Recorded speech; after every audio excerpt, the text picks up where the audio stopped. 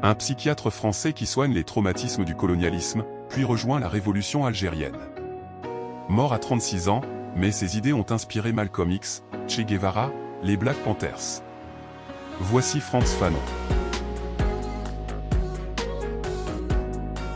1925, Martinique. Frantz Fanon naît dans une colonie française.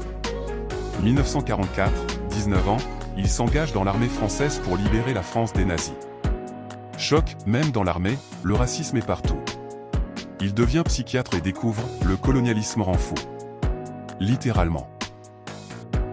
1953, Alger. Fanon dirige un hôpital psychiatrique. Il soigne 2 patients, un soldat français qui torture des Algériens, devenu dépressif. Et un Algérien torturé, devenu fou. Fanon réalise « Le colonialisme détruit le colonisateur et le colonisé ». Même violence, 2 victimes. 1956, Fanon démissionne de l'hôpital français. Il rejoint le FLN, le mouvement de libération algérien. Le psychiatre devient révolutionnaire.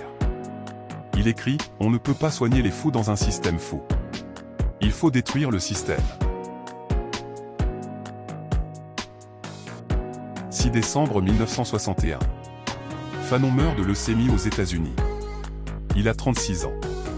Mais son livre Les damnés de la Terre devient la Bible de tous les mouvements de libération. Malcolm X, Che Guevara, les Black Panthers, Mandela, tous l'ont lu. Fanon a prouvé, on ne peut pas soigner les opprimés sans détruire l'oppression. 60 ans après sa mort, ses idées vivent encore. Double tape si Frantz Fanon t'inspire.